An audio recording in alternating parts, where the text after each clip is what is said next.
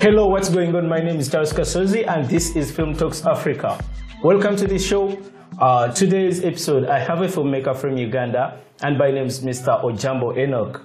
Yeah. Hello, OJ. Hello, Charles. Welcome to the show. Thank you very much. Yeah, briefly tell our viewers who you are. My name is Ojambo Enock James. I am a cinematographer and editor.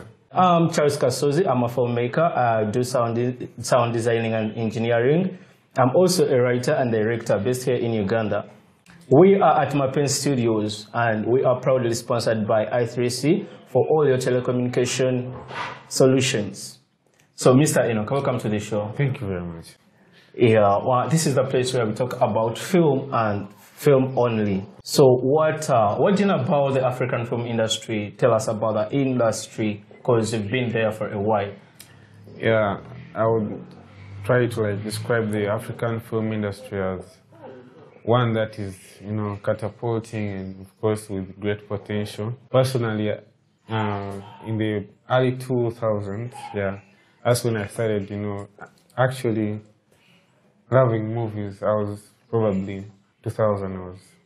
I remember my father would take me to the supermarkets to buy movies, the tapes. Yeah. The tapes were distributed in the supermarkets. Yeah, I remember those days we have decks, Yeah, we had decks, and of course we had to go to the supermarket. That's where I would get Nigerian movies, American movies, the European movies.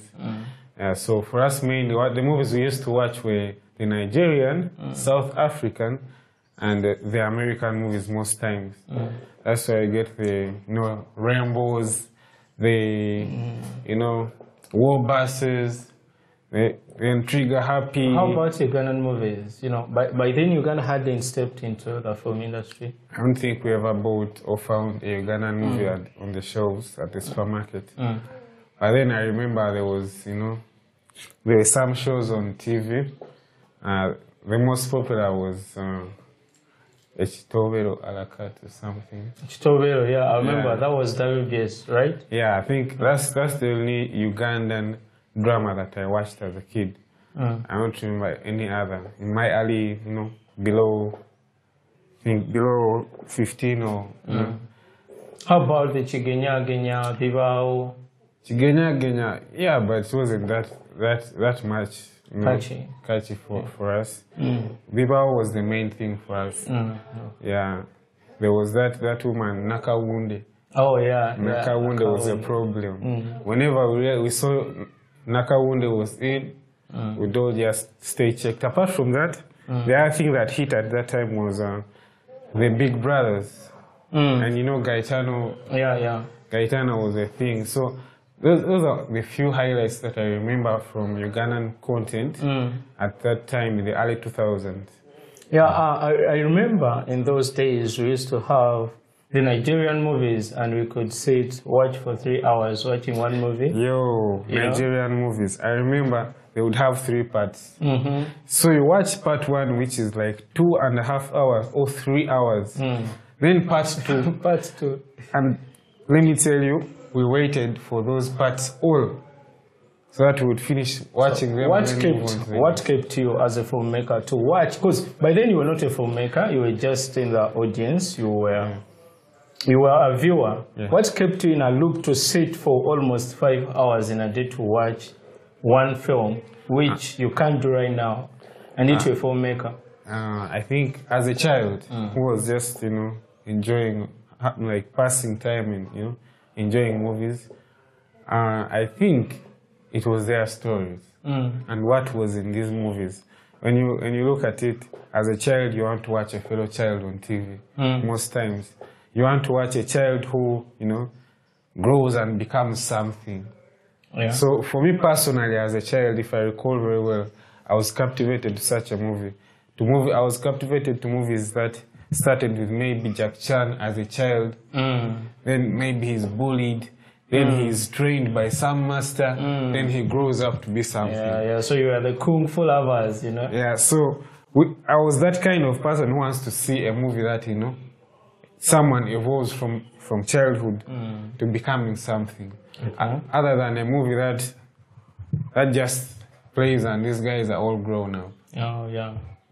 I think there was something. So you wanted to see a journey when a person is growing, the transition from the, let me say, from the problems to become someone. Yeah, I always wanted to see that hero quality in those movies. The other movies, they are key and purpose. Yeah. They are key and purpose. The Nigerians. The fact that they were like kids, that really made us fall in love with these movies. The way these kids, you know, were able to reason with mature people. You feel like you're getting empowered by that movie.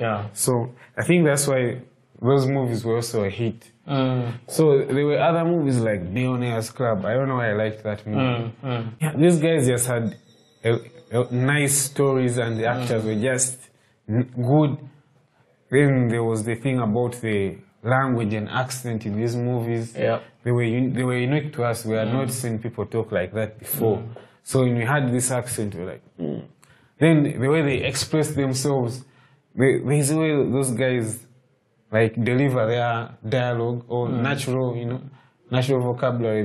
They deliver their words. They could fuse in the English and their local language, and they just bring it to us. Yeah, like for us in Uganda, let's say if you're talking about, if we're having a conversation and you look at something, instead of being like, what? Like, mama. You get, like, it's not, those little things were in their languages and their English had their accent. The slang. So we had never heard people talk like this.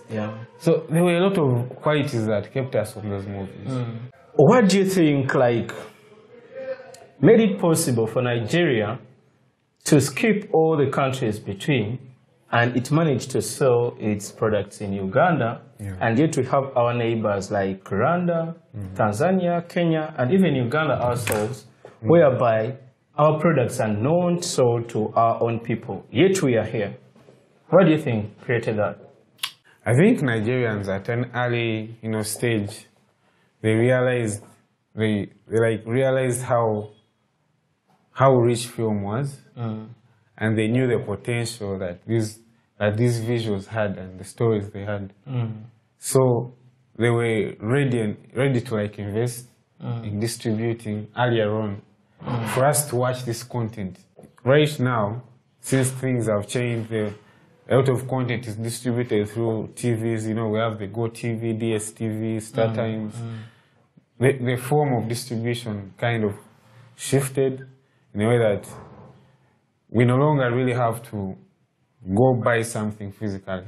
There are no tapes anymore. Though there are CDs and DVDs moving around, but they are not as popular that you're going to buy a Nigerian movie from where? From the shops. I think right now it could be like more easier for us to access all that content. Because we can get it online. We can watch from the TVs. We have all these distribution channels which have been put by DSTV. When you look at Maisha Magic in Kenya, when you look at Pearl Magic in Uganda, and even Ghana has its magic distribution stuff.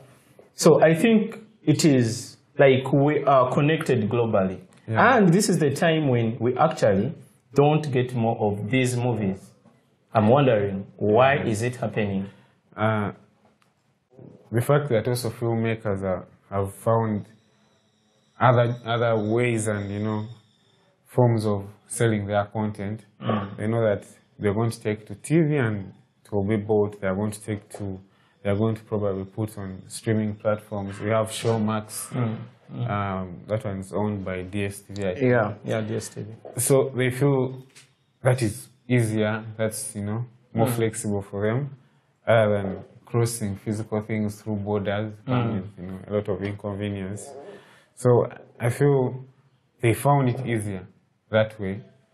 But then there was something unique about going to buy your tape. You get? The fact that you get up from where you are to go and get that movie.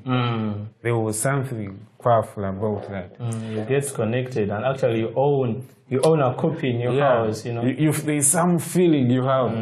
So that's why I think we still have people going out to buy Nigerian movies. When these filmmakers sell their movies to to the distributor, let's say they leave all the marketing burden to them and they just focus maybe on another project because they've gotten the money they wanted and they just get disconnected from that project?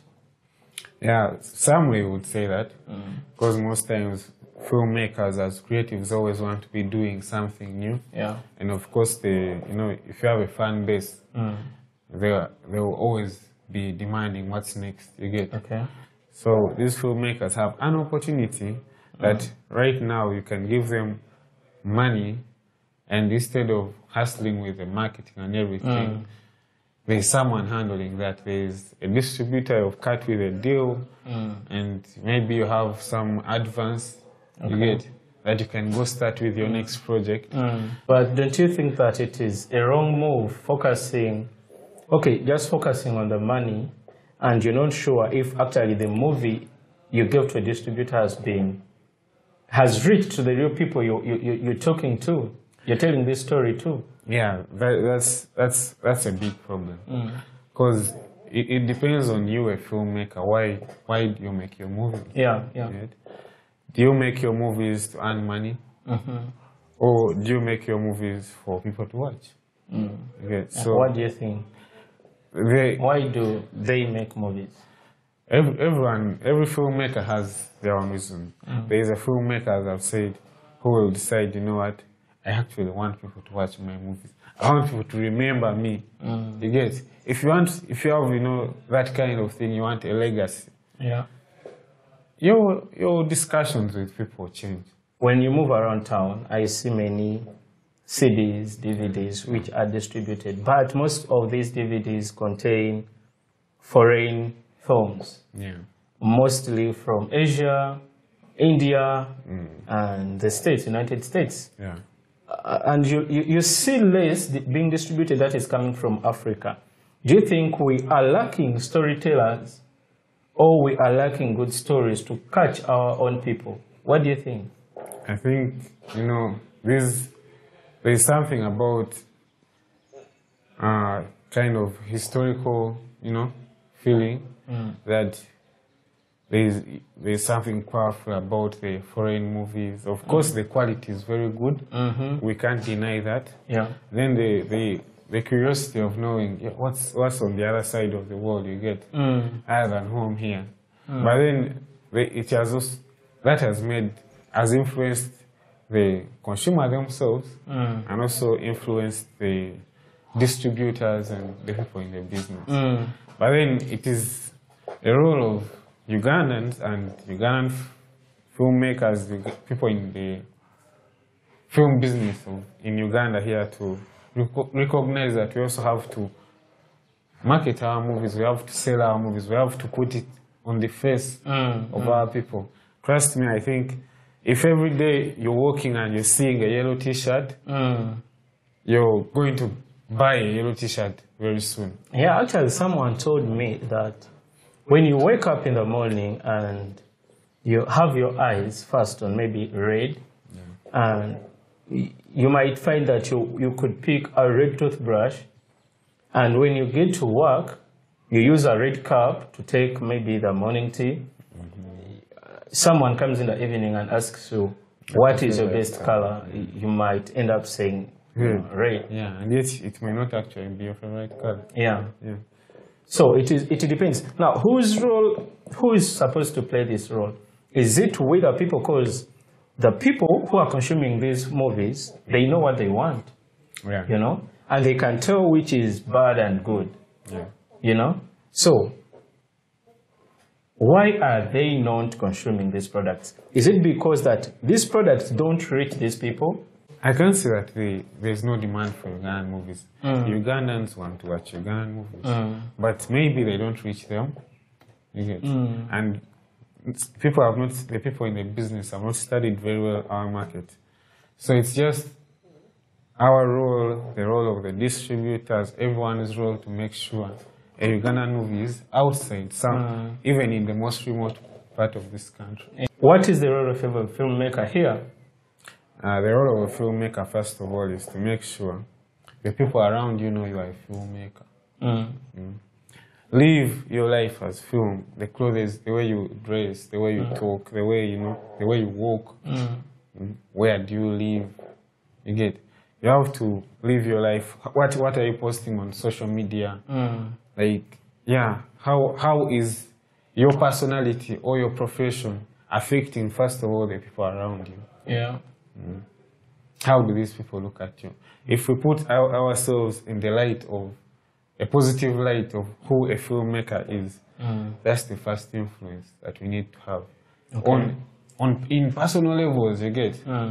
So after that, then we can start taking other strategies. You get. Like marketing our movies, influencing like the culture of people, the people around us, using the movies that we make.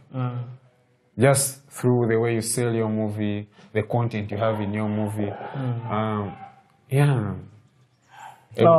OJ, when you look at, when you go to the internet and maybe you search about Ugandan films, there are actually many famous films that will bring you, but these films, they are not properly executed.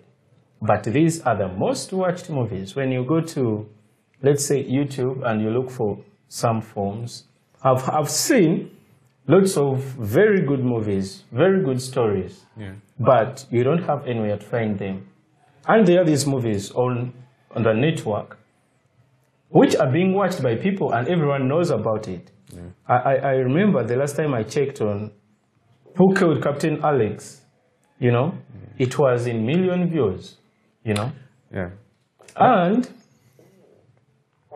you might find that actually the filmmaker himself did not benefit from such views. What do you think can be done to monetize these movies so that it is a win-win situation? The movie has reached the market and the filmmaker is benefiting. Yeah.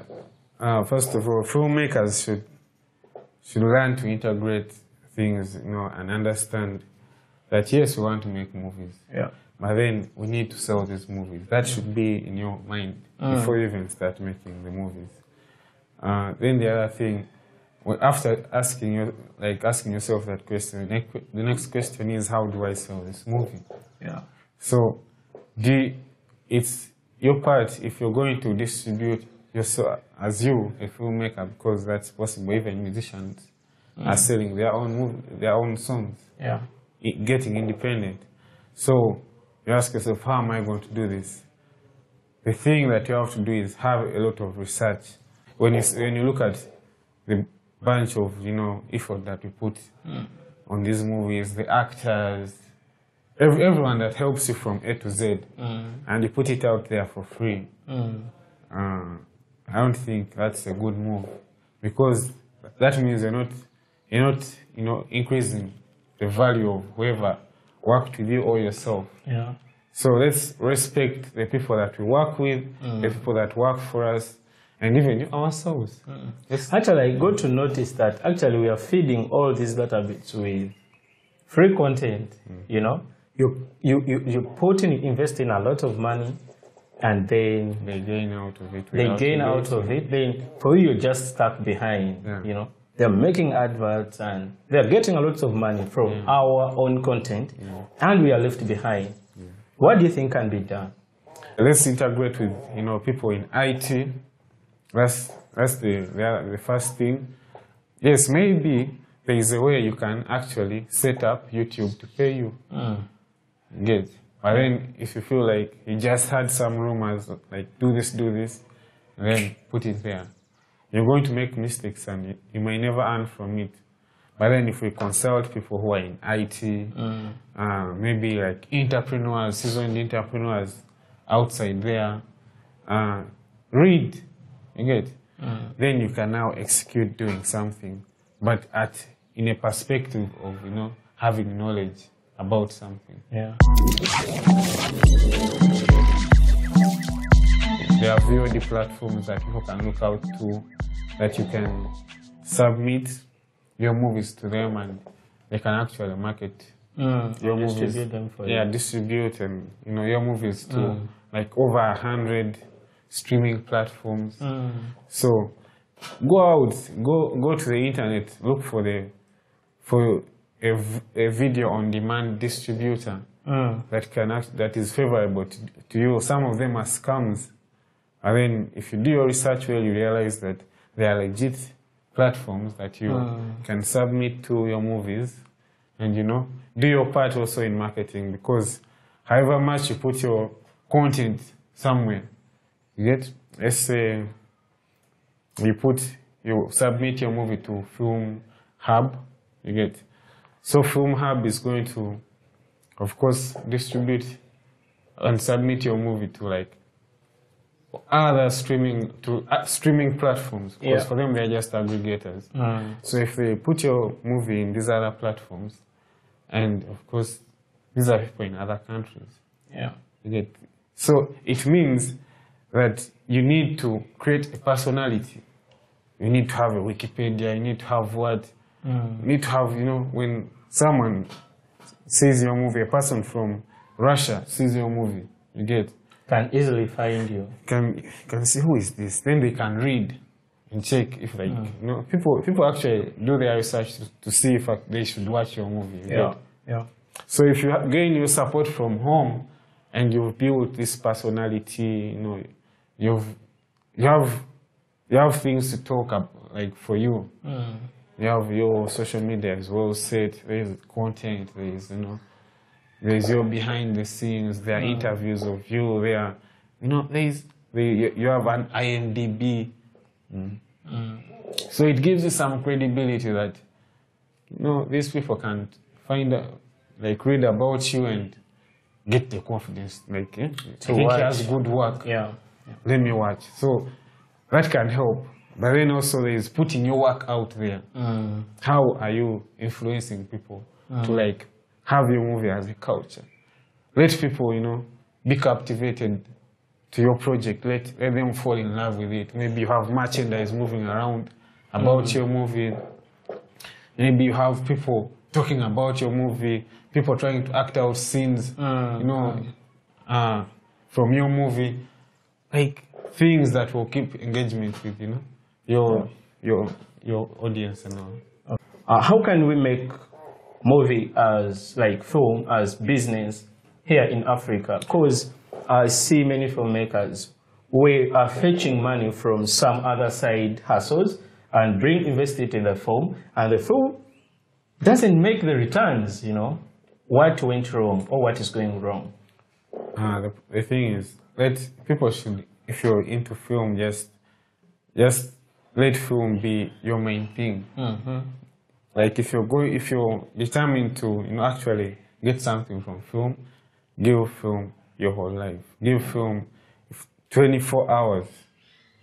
That we wake up, you know, you're supposed to know what? To go and edit or shoot or write a script or something. Let film be your lifestyle. That's when you invest your time and knowledge and, you know, everything towards making this happen.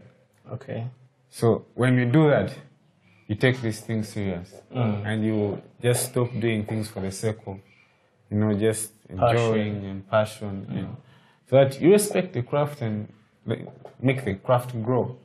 Yet other than that, if you just give it a bite of your time and you go do other things, the growth is, you know, stalled. So OJ, you've been in film for quite some time. You know, by the time you joined the film industry, you know how you found it. What do you think is the future for film in Uganda and Africa as a whole? I think Uganda and Africa as a whole, the future is, you know, great, but it will depend on what we do actually to make it, you know, great. First of all, Africa needs to unite. Africa needs to unite. As filmmakers, we need to be able to coordinate in these sectors that we are into. If you're a cinematographer, do you know a cinematographer in South Africa? Do you actually talk to them? Do you know a cinematographer in Togo? You know, in Guinea-Bissau, Botswana, Rwanda? Are you, you know, talking to them? Are you learning from each other? You get? If you're a distributor of film are you connected to a distributor in South Africa, in those other countries, in the, these other parts of Africa? So we need to be able to connect. We need to have conventions where filmmakers, so that means actors, people in the distribution, exhibition, directors, we should be able to, have ways of coming together either in festivals where we can converge and articulate issues, and have conversations and talk about what we should do, create connections, work together.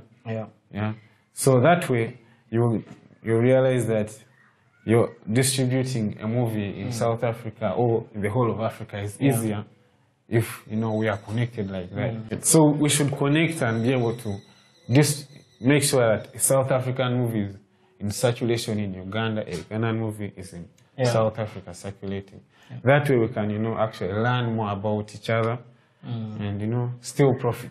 Yeah, OJ, thank you for coming. We're still here at Film Talks Africa. So the point I've taken is that we filmmakers, we are the future for Africa. We need to unite and work as a block, OJ, can you give the last word to the viewers? Yeah, my last word to the viewers is love film, keep making movies, and of course, keep watching movies from Africa. All filmmakers from all over Africa, if you want to be hosted, just comment or just send us an email or just send us a message on Mapenzi Media or inbox me on Facebook, Kasozi Nori Charles, or also on Instagram, Kasozi Charles. We shall keep you in a loop. Till next time, thank you for watching. This is Film Talks Africa.